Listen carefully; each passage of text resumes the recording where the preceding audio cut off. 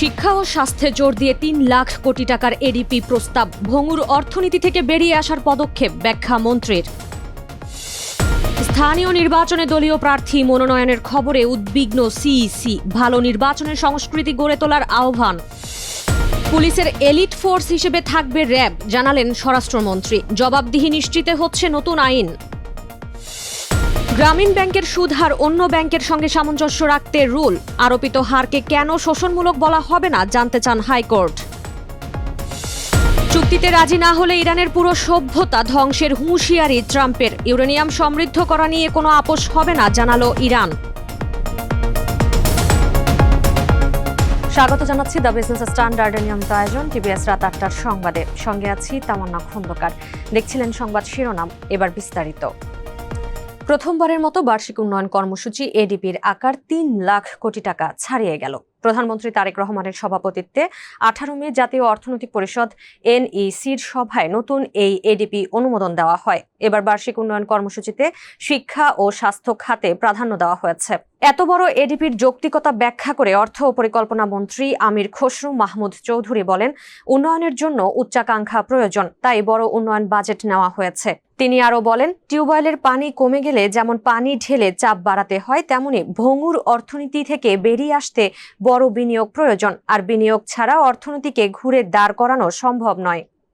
স্থানীয় সরকার নির্বাচনে দলীয় প্রতীক বাতিলের পরও বিভিন্ন রাজনৈতিক দল ও প্রার্থীদের মনোনয়ন দেওয়ার ঘোষণা দিচ্ছে, এমন পরিস্থিতিতে উদ্বেগ প্রকাশ করেছেন প্রধান নির্বাচন কমিশনার AMM নাসির উদ্দিন। তিনি রাজনৈতিক দলগুলোকে আলোচনায় বসে একটি সমঝোতায় পৌঁছানোর আহ্বান জানিয়েছেন।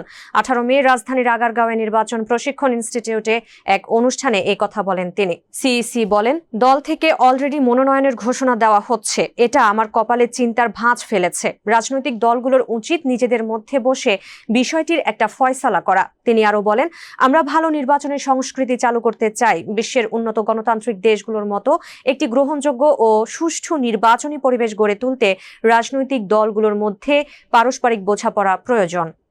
র্যাবকে পুলিশের এলিট ফোর্স হিসেবে পরিচালনার জন্য নতুন আইন হচ্ছে বলে জানিয়েছেন স্বরাষ্ট্রমন্ত্রী সালাউদ্দিন আহমদ। ১৮ মে দুপুরে রাজধানীর কুর্মিটোলায় র্যাব সদর দপ্তরে সংস্থার ২২তম প্রতিষ্ঠা বার্ষিকী উপলক্ষে সাংবাদিকদের সঙ্গে মতবিনিময় সভা শেষে একথা জানান তিনি। বলেন, আগামীতে র্যাব মানবাধিকার সমুন্নত রেখে কাজ করবে। নাম পরিবর্তনের সিদ্ধান্ত হবে পরে। কিছু কর্মকর্তার কারণে র্যাব ক্ষতিগ্রস্ত হয়েছে উল্লেখ করে তিনি বলেন, এর জন্য প্রতিষ্ঠান দায়ী নয়, দায়ী কর্মকর্তাদের বিচারের কথা জানিয়ে তিনি বলেন, আমরা এখন সংশ্লিষ্ট প্রতিষ্ঠানের আইন অনুযায়ী দায়ী কর্মকর্তাদের জবাবদিহির আওতায় আনার নির্দেশনা দিয়েছি।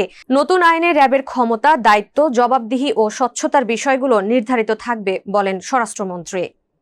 গ্রামীণ ব্যাংকের ক্ষুদ্র ঋণের সুদের হার বাণিজ্যিক ব্যাংকের সুদের হারের সঙ্গে কেন সামঞ্জস্য করা হবে না জানতে চেয়ে রুল জারি করেছেন হাইকোর্ট।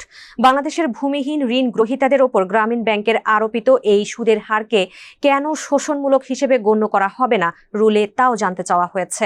১৮ মে জনস্বার্থে দায়ের করা এক রিট আবেদনের প্রাথমিক শুনানি নিয়ে বিচারপতি খিজির আহমেদ চৌধুরীর নেতৃত্বাধীন হাইকোর্ট বেঞ্চ এই রুল জারি করেন। আদালতে রিটের পক্ষে শুনানি করেন ব্যারিস্টার মাসুদ আর সোবহান ও ব্যারিস্টার ফাতেমা চৌধুরী। রুলে জানতে চাওয়া হয়েছে, মাইক্রো ক্রেডিট কর্মসূচির আওতায় গ্রামীণ ব্যাংক যে সুদের হার আরোপ করে, যা নির্ধারিত বাণিজ্যিক ব্যাংকগুলোর তুলনায় অত্যন্ত বেশি ও শোষণমূলক, সেই সুদের হার কমানোর জন্য নিয়ন্ত্রক কর্তৃপক্ষকে কেন নির্দেশ দেওয়া হবে না?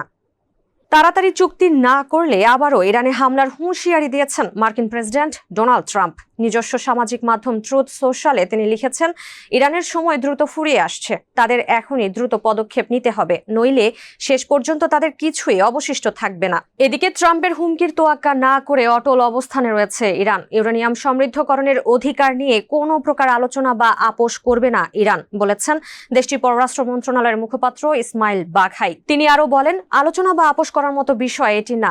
নন প্রলিফারেশন ট্রিটির আওতায় ইরানের ইউরেনিয়াম সমৃদ্ধকরণের অধিকার স্বীকৃত। দর্শক, এই ছিল টিভিএস রাত ৮টার সংবাদে। এতক্ষণ সাথে থাকার জন্য ধন্যবাদ সবাইকে।